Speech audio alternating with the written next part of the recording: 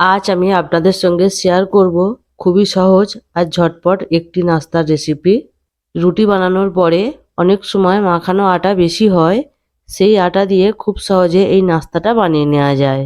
এই নাস্তাটা খেতে এতটাই টেস্টি হয় যে একবার খেলে বারবার বানাতে চাইবেন। নমস্কার, আমি তাপসী আর আপনারা দেখছেন তাপসীদির হেসেল। চলুন আজকের রেসিপিটি স্টার্ট করা যাক। রুটি করার পরে আমার এই মাখানো আটাটা বেশি হয়েছিল, তাই এতে অল্প শুকনো আটা দিয়ে একটু শক্ত করে মাখিয়ে রেখেছিলাম।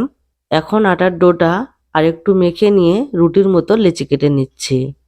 আপনাদের কাছে এরকম আটার ডো বেশি না থাকলে শুকনো আটায় অল্প নুন আর জল দিয়ে আটার ডোটা বানিয়ে নেবেন। রুটি বানানোর জন্য যেমন আটা মাখতে হয় তার থেকে একটু শক্ত করে আটার ডোটা বানিয়ে নিতে হবে। লেচিগুলো কাটা হয়ে গিয়েছে, এবারে লেচিগুলো এইভাবে একটু গোল করে সমান করে নিচ্ছি।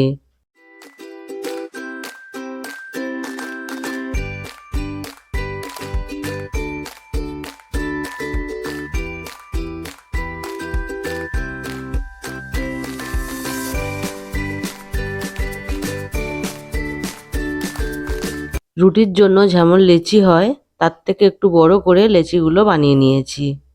এবারে লেচিটা একটু শুকনো আটার মধ্যে লাগিয়ে নিয়ে রুটির মতন বেলে নেব।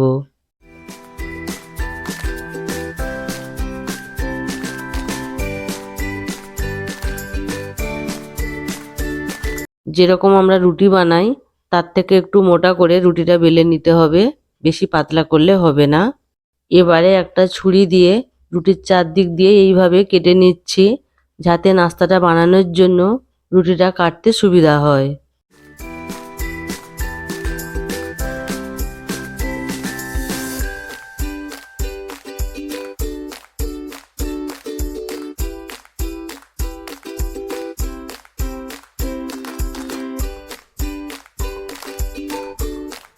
রুটির চারদিক দিয়ে কাটা হয়ে গেলে রুটির এই অংশগুলো সাইড করে দিয়ে এটা ছোট ছোট টুকরো করে কেটে নেব।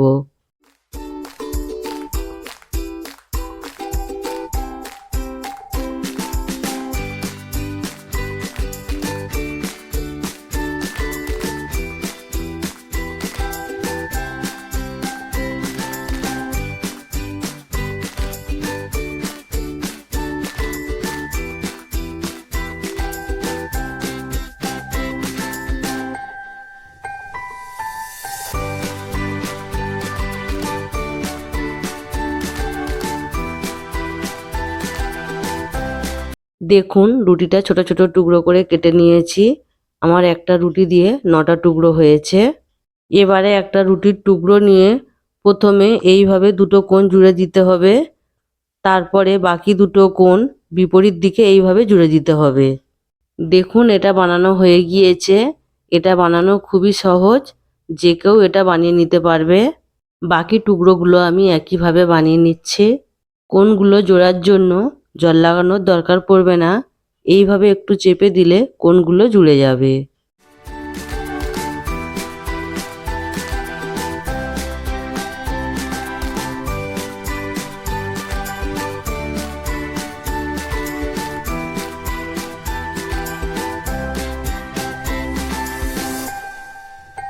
সবগুলো বানানো হয়ে গিয়েছে, এবারে এগুলো একটা প্লেটে তুলে নিচ্ছি।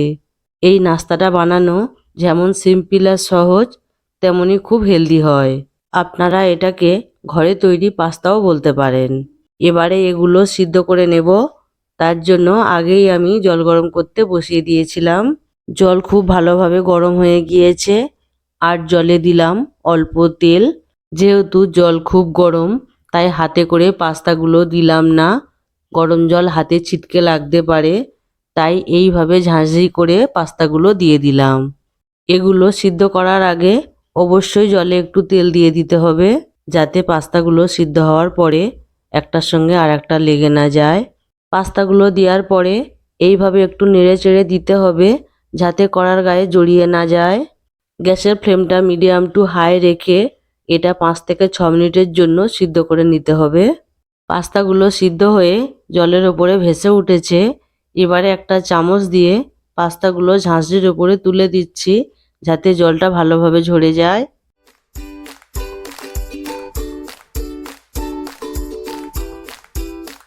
জল ঝরানো হয়ে গেলে এটা একটা প্লেটে রেখে দিচ্ছি।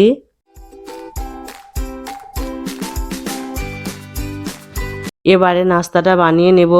তার জন্য কড়াতে দিয়ে দিচ্ছি 2 টেবিল চামচ তেল। তেল গরম হয়ে গেলে তেলের উপর দিয়ে দিচ্ছি 1/2 চা চামচ গোটা জিরে, 2টো মিডিয়াম সাইজের পেঁয়াজ কুচি আর কাঁচা লঙ্কা কুচি। এবারে পেঁয়াজটা একটু হালকা করে ভেজে নেব। পেঁয়াজটা হালকা ভাজা হয়ে এলে এতে দিয়ে দিচ্ছি 1 চা চামচ রসুন কুচি আর 1 চা চামচ আদা কুচি। এবারে পেঁয়াজের সাথে আদা রসুনটা একটু ভেজে নেব যতক্ষণ না আদা রসুনের কাঁচা গন্ধটা যাচ্ছে। আদা রসুনের কাঁচা গন্ধটা কেটে গেলে এতে দিয়ে দিলাম একটা বড় সাইজের টমেটো কুচি আর স্বাদ মতো নুন। এবারে টমেটোটা একটু নেড়ে চেড়ে নেব যতক্ষণ না টমেটোটা সিদ্ধ হচ্ছে। টমেটোটা সিদ্ধ হয়ে গিয়েছে। এবারে এতে দিয়ে দিচ্ছি 1 চা চামচ কাশ্মীরি লঙ্কার গুঁড়ো, সামান্য হলুদ আর দিচ্ছি 1 চা চামচ ম্যাগি মশলা। আপনারা ম্যাগি মশলার বদলে পাস্তা মশলাও দিতে পারেন। এবারে সবকিছু একটু নেড়ে চেড়ে নিয়ে এতে দিয়ে দিলাম কিউব করে কেটে রাখা ক্যাপসিকাম কুচি। আমি এতে শুধু ক্যাপসিকাম দিলাম, তবে আপনারা চাইলে আপনাদের পছন্দ মতো আরও অন্য সবজিও দিতে পারেন। এবারে এতে দিচ্ছি অল্প জল। আমি এতে যে জলটা দিলাম এটা পাস্তা সিদ্ধ করার জল ছিল। পাস্তা সিদ্ধ করার পরে জলটা আমি বাদ দিইনি, ওই জলটা আমি রান্নার কাজে লাগাবো। মশলা ফুটে উঠেছে। এবারে এতে দিয়ে দিচ্ছি সিদ্ধ করে রাখা পাস্তা আর দিচ্ছি নড়ের এই শিজওয়ান সস 1 টেবিল চামচ।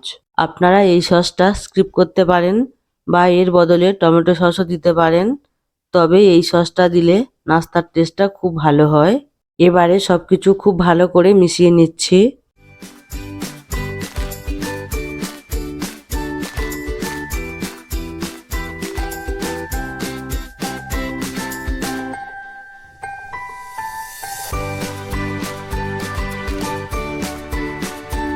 দুই থেকে 3 মিনিট মতো ভালো করে কষিয়ে নেওয়ার পর এতে দিয়ে দিচ্ছি 1 বাটি জল। এখানে পাস্তা সিদ্ধ করা জল 1 বাটি দিলাম। এবারে এটা আরও 3 মিনিট এইভাবে রান্না করে নেব। 3 মিনিট পর এতে দিয়ে দিচ্ছি অল্প ধনেপাতা কুচি। এতে আর কিছু দিতে লাগবে না। এবারে এটা ভালো করে একবার মিশিয়ে নিচ্ছি। নাস্তাটা একদম তৈরি হয়ে গিয়েছে। আপনারা দেখলেন আটা দিয়ে এই নাস্তাটা বানানো কতটা সহজ। এই নাস্তাটা যেমন টেস্টি তেমন স্বাস্থ্যকর। আটার এই নাস্তাটা একবার খেলে বারবার বানাতে চাইবেন। যারা আমার ভিডিওটি নতুন দেখছেন তারা আমার চ্যানেলটিকে সাবস্ক্রাইব করবেন আর আমার ভিডিও নোটিফিকেশানগুলি পেতে পাশে থাকা বেল আইকনটি ক্লিক করবেন। ভিডিওটিতে একটা লাইক করবেন আর কমেন্ট করে জানাবেন আজকের নাস্তার রেসিপিটি কেমন লাগলো। সবাই ভালো থাকবেন। দেখা হচ্ছে পরের ভিডিওতে।